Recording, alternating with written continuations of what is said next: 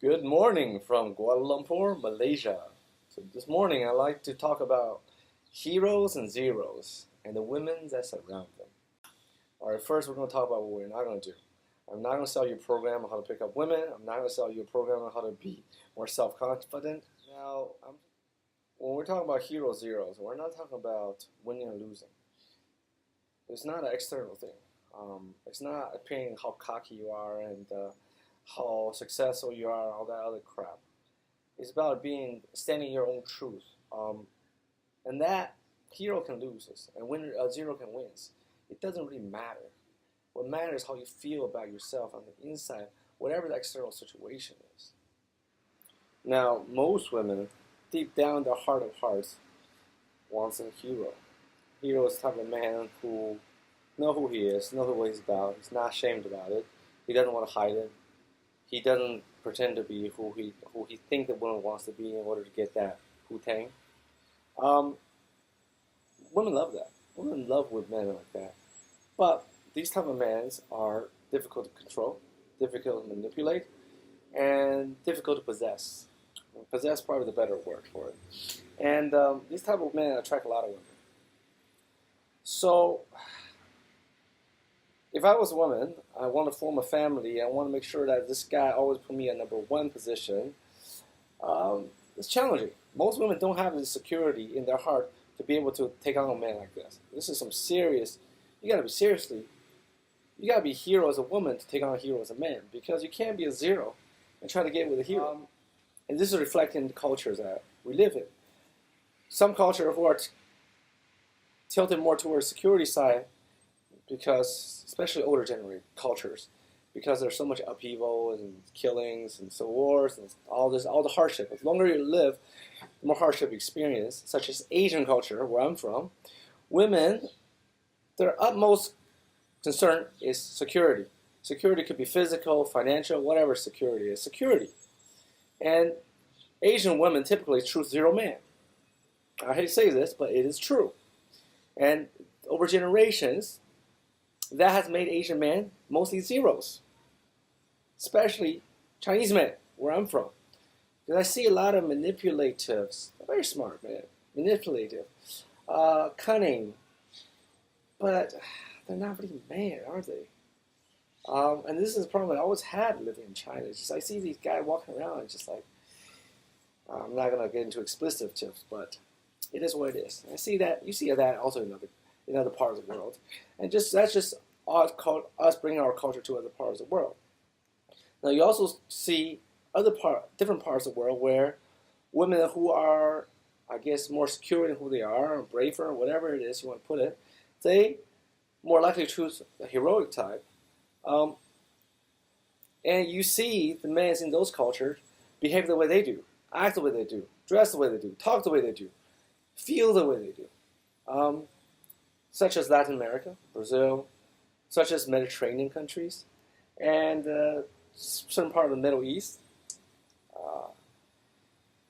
Now, I would even venture to say that it's the more developed a culture is, like the more civilized a culture is, the more we feel insecure.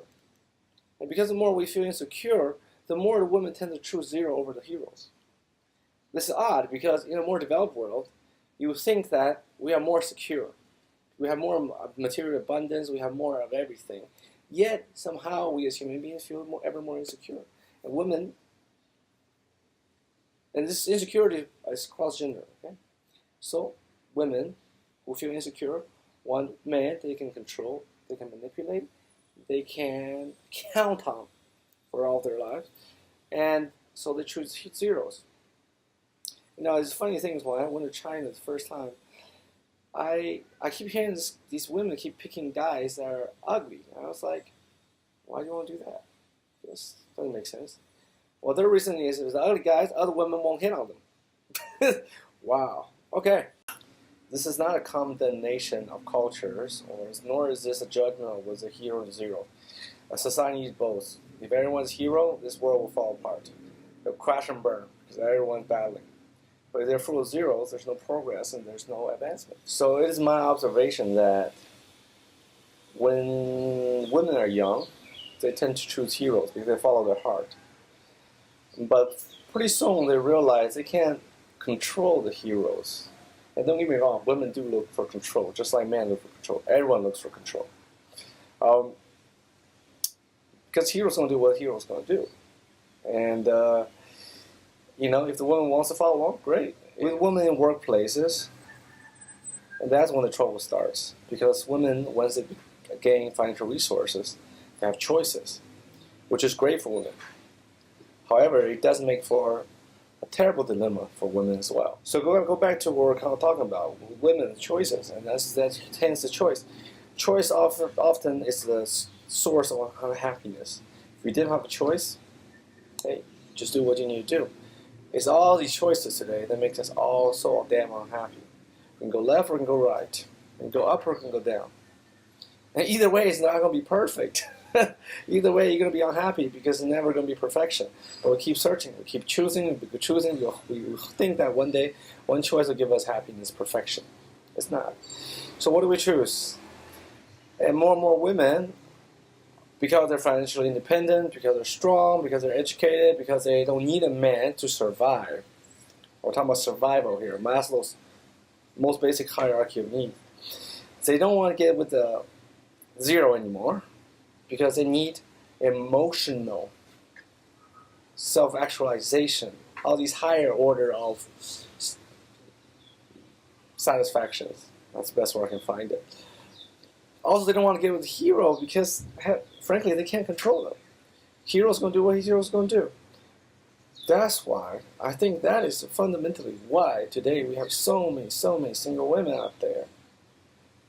And they just can't settle. They can't settle. And men also can't settle. Because in the young, when the black, the dark, the yin force, which is represented by women, the mysterious Mercurial, represented by women, are unsettled. The white, the young, the sun, the positive, the straightforward energy are also unsettled. It's just natural currents of things. That's how the world stays in balance. If one side is unsettled, the other side is going to be unsettled. If one side become aggressive, the other side naturally become aggressive. It's an equal return. This linked to everything, from relationships, politics, military, everything. We see that today. Everything out of whack. And fundamentally, I believe, it's just that. It's that men and women are out of whack.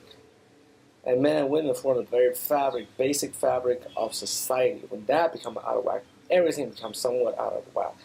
So men become out of whack in the sense that they have these masculinity issues, overly aggressiveness, so that they can express these inwardly repressed feelings and these problems. Now, it's not doomsday, okay? It's just, look, it's transitional period. Maybe it's a shift, tectonic shift.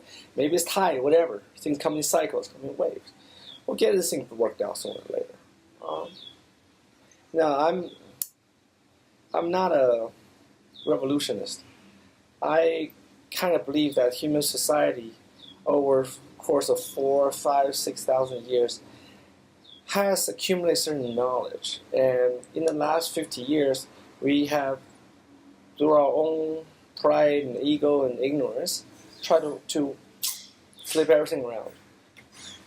And that's what's caused all these jams, these chaotic turbulences.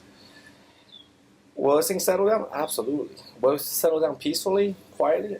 Probably not. There's going to be some tougher times, more physical and emotional and probably violent times ahead. But hey, I don't want to be a oracle here. I'm not. I'm just observing what I see. All right, that's it for me.